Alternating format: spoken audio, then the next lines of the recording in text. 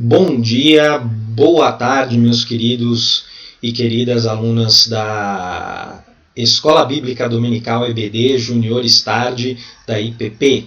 Hoje é domingo, dia 30 de agosto de 2020 e, por enquanto, ainda seguimos dentro do esquema de quarentena por conta da pandemia do coronavírus.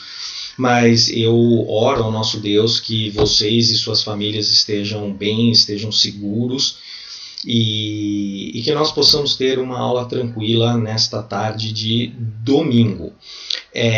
Vamos começar com uma oração que nem nós sempre fazemos? Se vocês puderem, por favor, baixar suas cabeças, fecharem seus olhos.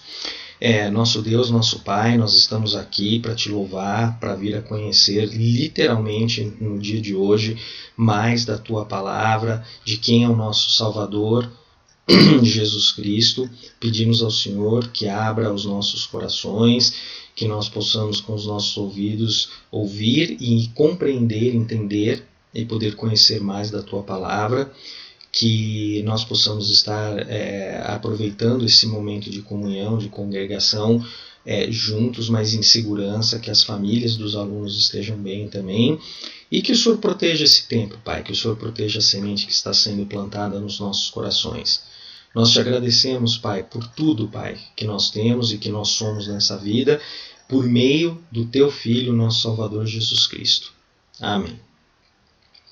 Bom, queridos, então, vamos começar essa aula fazendo uma pequena reflexão e pensando a respeito de um problema. Então, vamos imaginar que nós temos na nossa vida um problema, mas um problema bem difícil, que parece muito impossível, complexo. Se é um problema muito difícil que a gente está enfrentando, eu acho que a primeira pergunta que nós poderíamos fazer é: quem é que pode nos ajudar? E daí vocês concordam que vocês iam pensar numa pessoa de muita confiança, uma pessoa que vocês pudessem realmente ir pedir ajuda, que não iria decepcioná-los, uma pessoa que, principalmente, muito importante, iria ter o poder de poder ajudar. E se vocês param para pensar e olham em reflexão algum momento no passado onde vocês tiveram algum problema, por mais que hoje vocês nos juniores pudessem olhar e falar assim: puxa, mas os meus problemas no passado nem eram tão grandes, mas no momento que aconteceu eram problemas importantes para vocês, e que de repente vocês pediram ajuda para alguém e essas pessoas ou prometeram e não ajudaram, ou já declinaram e falaram: não, olha, infelizmente eu peço desculpas, mas não vou poder ajudar. Quer dizer, assim, bem decepcionante, né? E hoje a gente vai estar discutindo dentro de alguns slides a questão do ofício, né? O que quer dizer? O que é um ofício? E existe, né, digamos, esse ofício de um ajudador, uma pessoa que está ali para ajudar a gente? E a gente vai refletir a respeito do contexto dessa questão da gente precisar de alguém que seja confiável, uma pessoa que está ali para a gente, que nunca vai nos abandonar. Mas hoje, vamos começar a aula, nós temos como um texto base o texto de Hebreus, logo no capítulo 1, de 1 a 4. Uma coisa muito interessante a respeito da carta aos Hebreus, que é um livro muito importante e relevante da nossa Bíblia Sagrada, do texto sagrado, é a questão da sua autoria. Então, olha que interessante.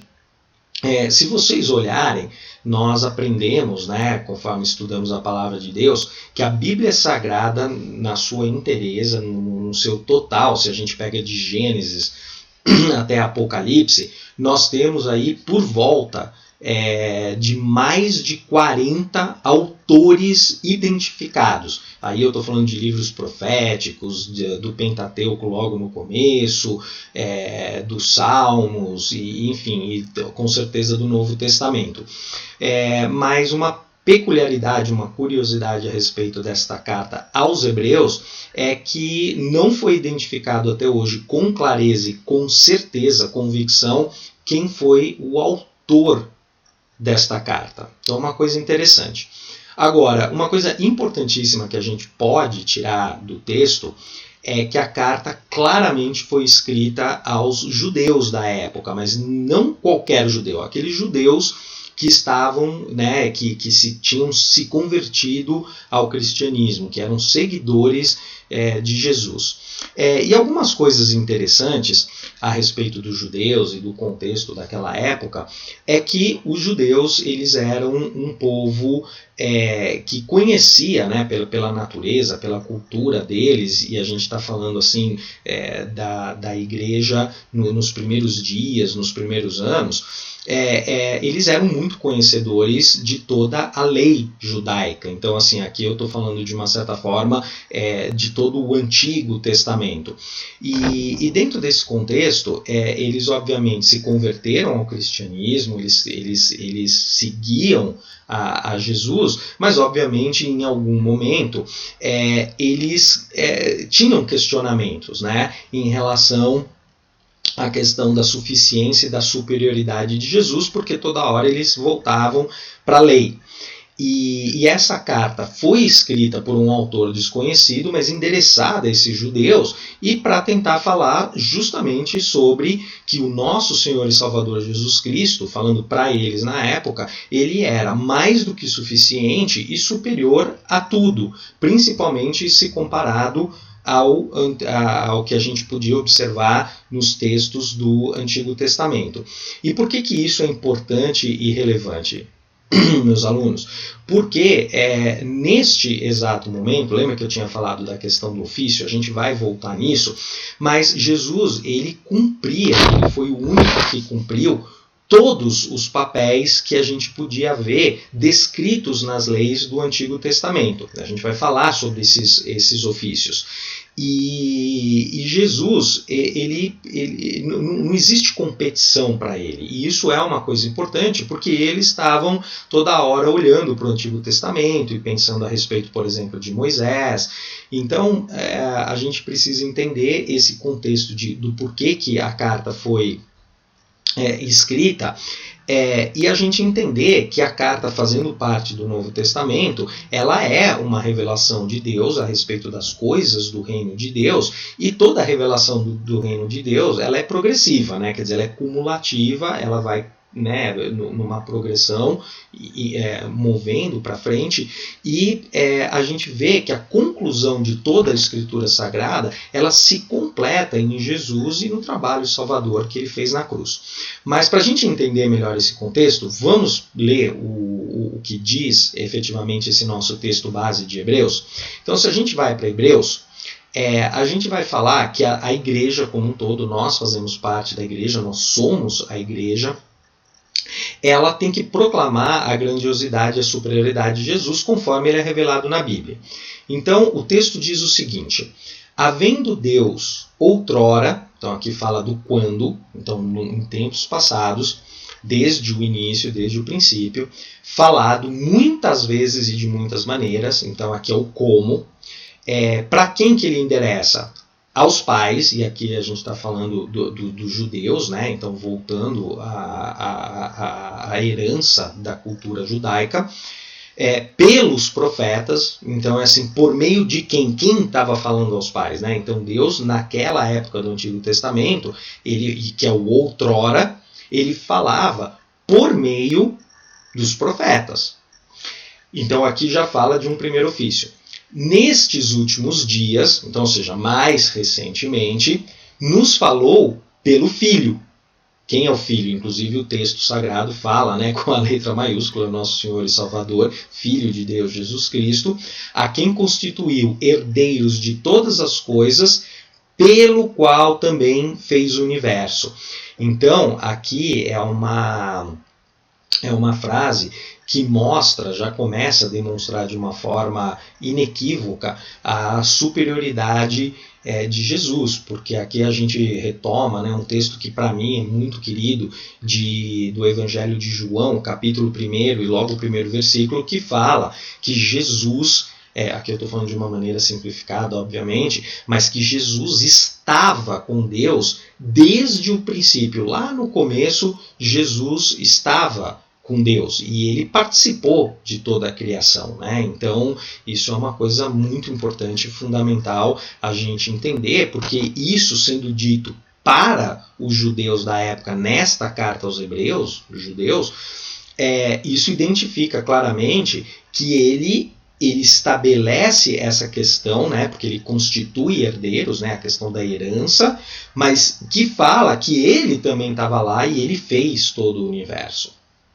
Bom, ele, que é Jesus, que é o resplendor da glória e a expressão exata do seu ser, e aí ser em letra maiúscula, quer dizer, ele é a expressão de Deus, ele é o único que reflete, mesmo sendo 100% humano também, ele é o único que reflete e pode refletir esse resplendor de Deus, sustentando todas as coisas pela palavra do seu poder. Depois de ter feito a purificação dos pecados, ele nos salvou, glória a Deus por isso, assentou-se à direita da majestade, Deus Pai, Criador, nas alturas, tendo se tornado tão superior aos anjos quanto herdou mais excelente nome do que eles.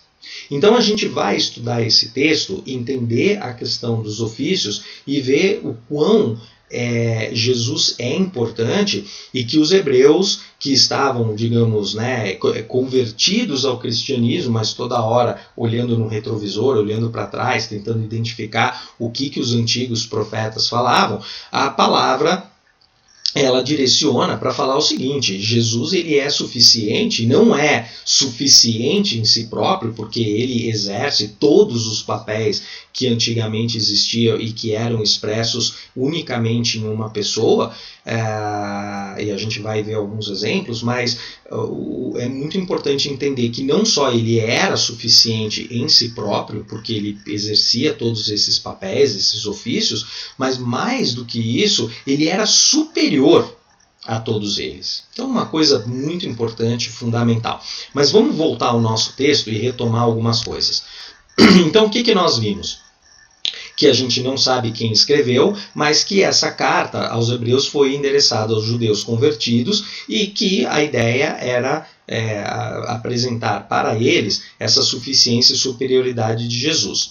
Bom, qual que é o tríplice, né, ofício de Jesus? O que é um ofício? E aqui eu fui no nosso querido dicionário da língua portuguesa Aurélio, e a gente aprende o seguinte, que um ofício ele vem da palavra latim officio, e que quer dizer dever.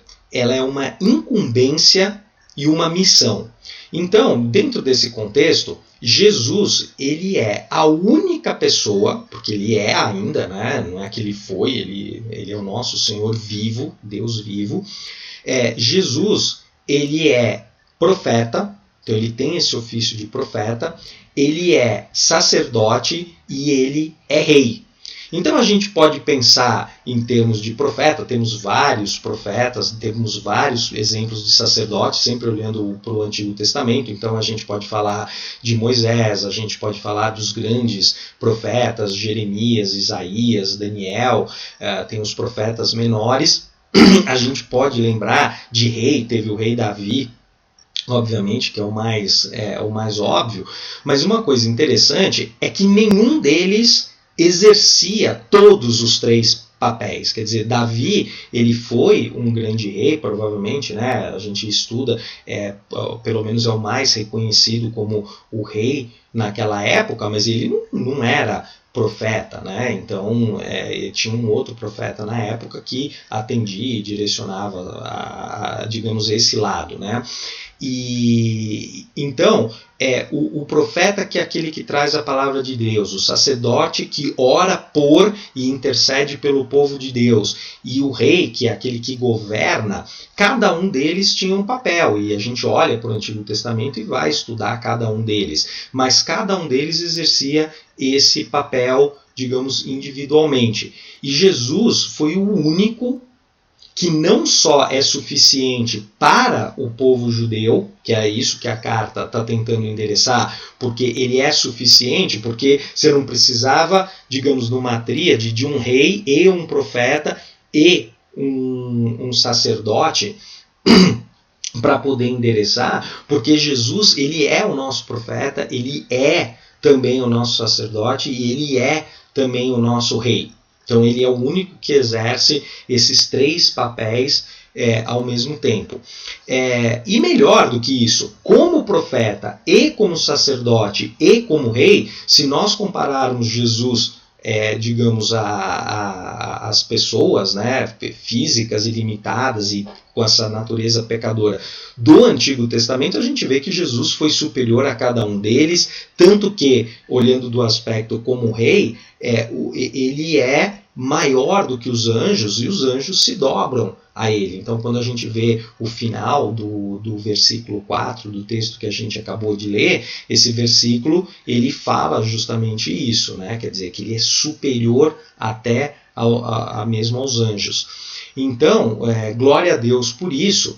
E uma coisa muito importante que a gente precisa ver é que nós, como igreja, nós precisamos ser os proclamadores da palavra. E aqui palavra, vocês veem que está com letra maiúscula, porque Jesus é o verbo. João 1:1 de novo, né? Quer dizer, Jesus é o verbo, ele é a palavra de Deus, ele é o nosso profeta, ele é o nosso sacerdote, ele é o nosso rei, obviamente ele é o nosso salvador. E o nosso papel como igreja é espalhar e levar o evangelho para todo o mundo, para todas as pessoas que a gente conhece.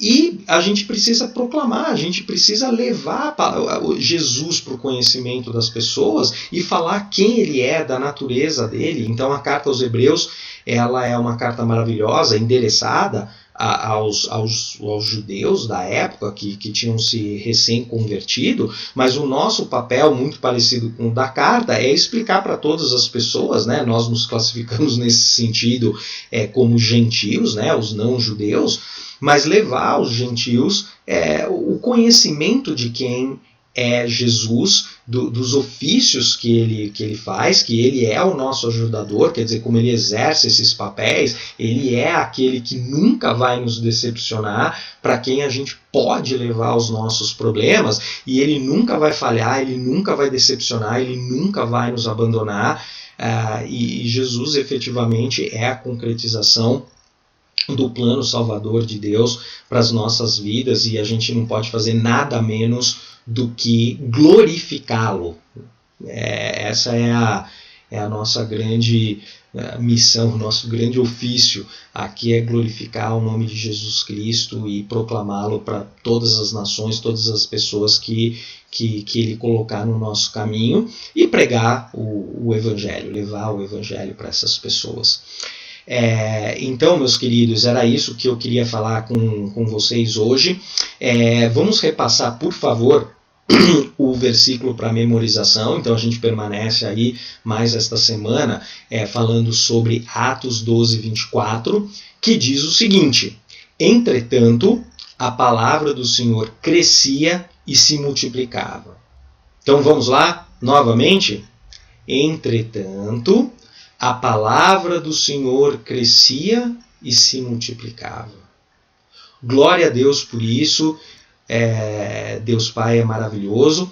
Então eu quero lembrá-los, vai vir um questionário para vocês responderem, para a gente poder fazer uma boa fixação do que a gente aprendeu hoje. Então faça um monitoramento aí junto aos seus pais. A gente vai estar postando esse questionário até esta data de hoje, domingo, dia 30, para que vocês possam respondê-los. Então dão uma olhada lá com carinho, respondam as perguntas aí que vão estar instigando. E agora eu vou propor que a gente feche os olhos, abaixe as nossas cabeças e a gente possa fazer uma oração de encerramento. Nosso Deus, nosso Pai, nós te louvamos, nós pedimos ao Senhor que nos dê coragem e sabedoria para que a gente possa, com todo zelo, com todo carinho, Pai, poder proclamar o nome do Teu Filho, nosso Salvador Jesus Cristo, que é o nosso grande profeta, que Ele é o nosso grande sacerdote, que Ele é o nosso grande rei, que Ele é um ajudador que não nos decepciona, que não nos abandona, para quem a gente pode levar todos os nossos problemas. A tua palavra, que é Jesus, diz que ele nos dará uma paz que transcende o entendimento humano. Então a gente encontra todas as nossas respostas em Jesus e no trabalho redentor da cruz. Então, Pai, nos dá um coração quebrantado para que a gente possa efetivamente nos ajoelhar, nos arrepender dos nossos pecados, que a gente possa procurar Jesus em todas as situações, em que efetivamente a palavra que nós ouvimos hoje possa estar plantada seguramente em solo fértil, que é o nosso coração, que a gente possa estar efetivamente cultivando e praticando e proclamando o nome de Jesus, proclamando a Tua palavra, meu Deus. Nós te agradecemos, te louvamos, em nome de Jesus. Amém. Então, meus queridos e queridas, espero que tenha sido uma boa aula.